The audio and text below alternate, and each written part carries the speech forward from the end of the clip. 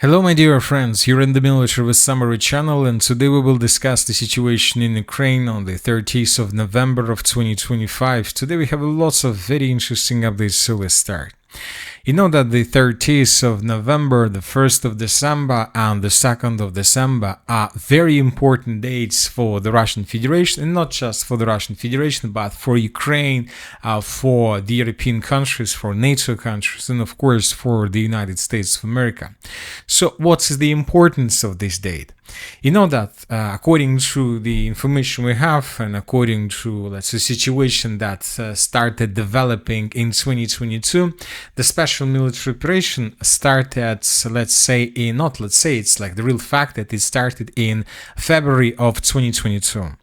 But we can say from one side, this is from one side, but from the other side, we can say that the special military operation was announced on the 20th of February of 2025. But when talking about the part of the special military operation that wasn't announced, we can say that the special military operation started a long time before. The special military operation, we can say, or the preparation for this operation started on the 2nd of December of 2021. So right exactly at these dates, but 4 years ago.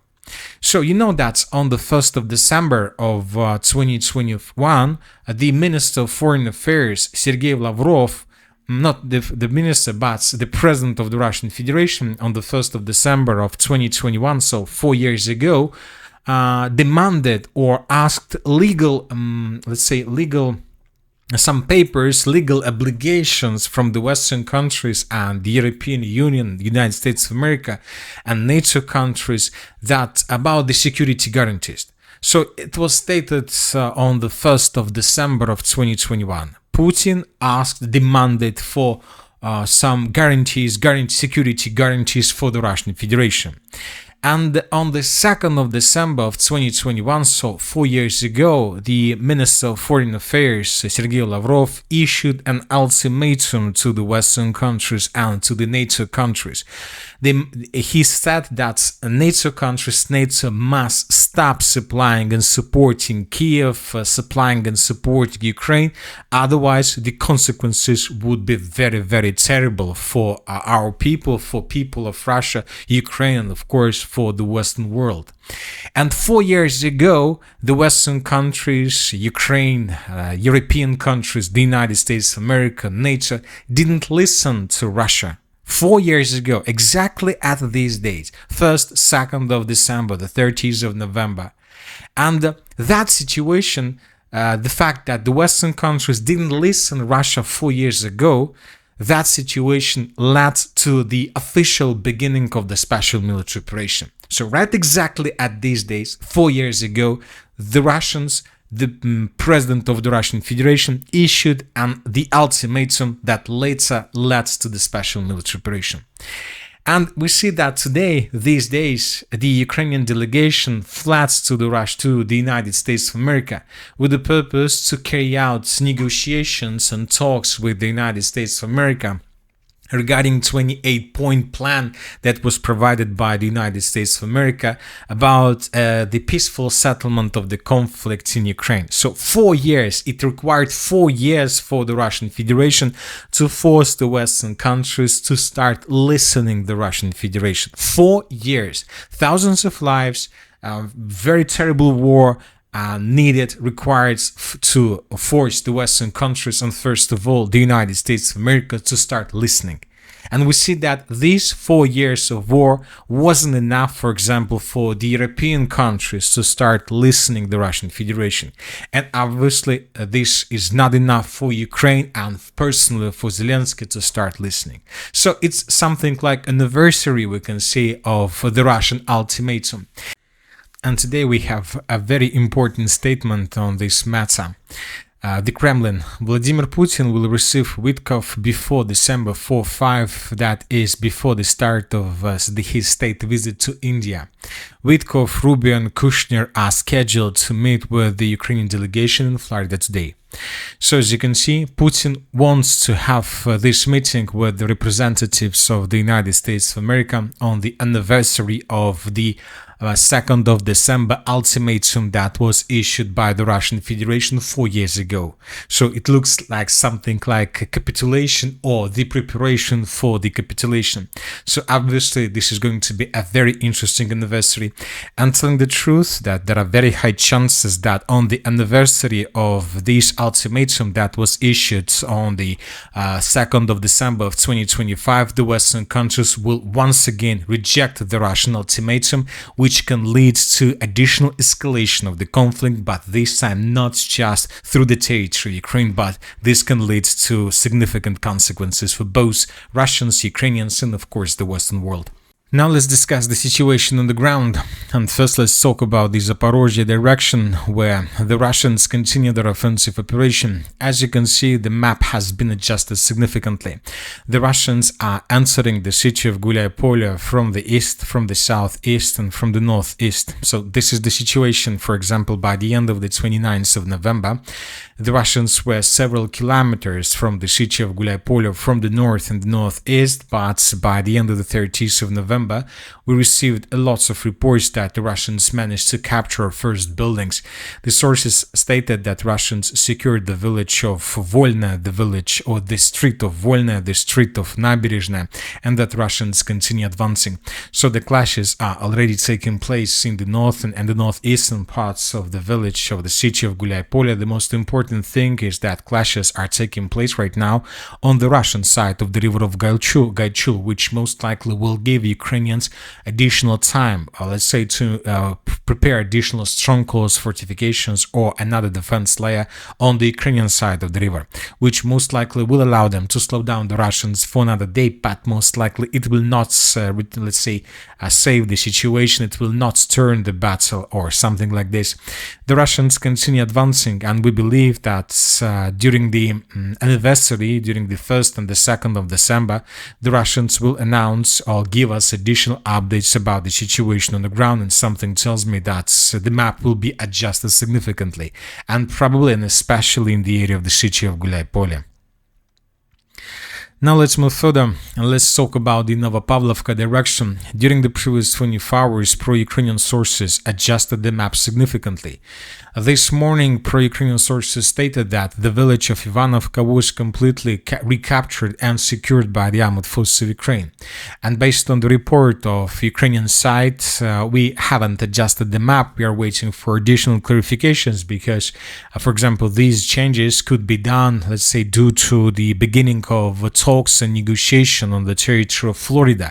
So maybe nothing like this is happening right now here. So let's wait for another day until we get additional clarifications, or at least until we get, let's say, some video proofs that Ukrainians indeed managed to recapture these territories. Because you know that this counter-offensive operation from the Ukrainian side happened and appeared from nowhere. Nobody was talking about this counter-offensive, and this morning the entire village was colored back in Ukrainian favor, which is obviously a bit suspicious. So let's wait and see. But if, of course, if we continue receiving additional details about the situation, we will adjust the map. But as of now, we are waiting for more proofs. Now let's talk about the Pokrov's direction. During the previous 24 hours, as you can see, the map has been adjusted significantly. The map was adjusted especially in the area of the settlement of Grishna. Furthermore, today the Minister of Defense of the Russian Federation gave us lots of very interesting details about the situation in this area. In the city of Pokrovsk, assault groups of the 22nd Army are going on advancing in eastern part of the town and the Dinas micro-district, as well as continue to mop up Rovnaya. Furthermore, the Russians stated that assault groups entered the settlement of Grishna. So this is the settlement of Grishna that the Russians entered during the previous 24 hours. We have some videos from this area, how Russians were attacking and destroying positions and temporary deployment points of FPV drone operators with precision bombs. So lots of explosions, as you can see, and we have a significant foothold in the most southeastern part of the settlement.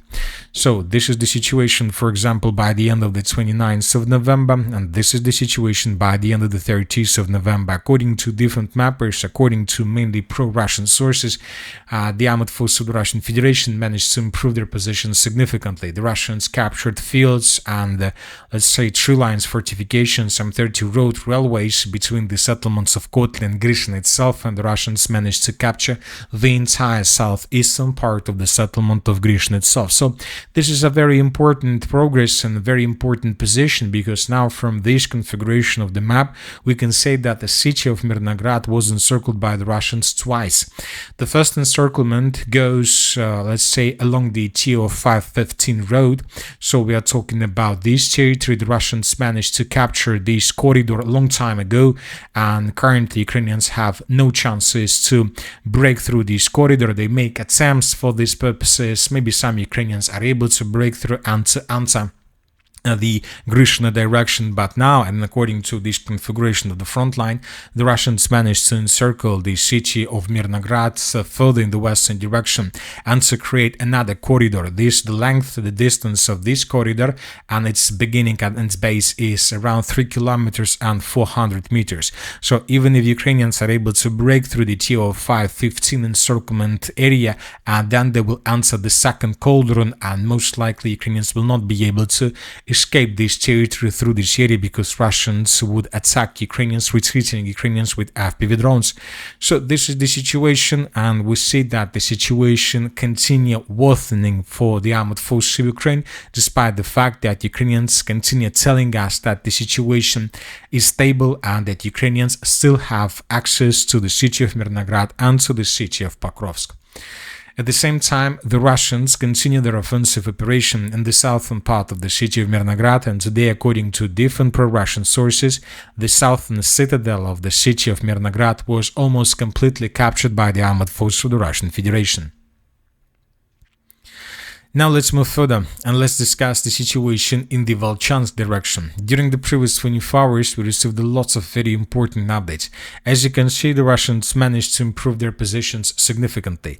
Today we got this video, and in this video we can see how Ukrainians, how FPV drone operators of the 57th Motor Rifle Brigade attacked and destroyed the Russian flag in the most southern part of the city of Volchansk.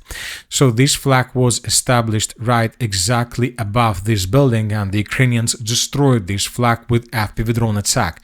So there are several things that are happening here right now. First of all, the Russians just established the flag in the most southern part, and the Ukrainians destroyed the flag with the purpose to show that the Russians still don't have possibilities to dig in deeper. But the second scenario, and more likely scenario, is that the Russians began preparation, the video of complete control over the city of Volchansk. We believe that currently there are dozens of flags through the southern and the southeastern part of the city of Volchansk. The Russians are preparing the video about this. We believe that probably on the anniversary of the 2021 ultimatum, the Russians will publish this video where we might see lots of flags raised through the city of Volchansk, and the Russians will announce complete control over the territory. So that is why the Ukrainians are trying to destroy these flags and not to allow the Russians to prepare this video. Anyway, we have adjusted the map based on the video, but we believe that the Russians have stronger and better control in this area, despite just small corrections that were made.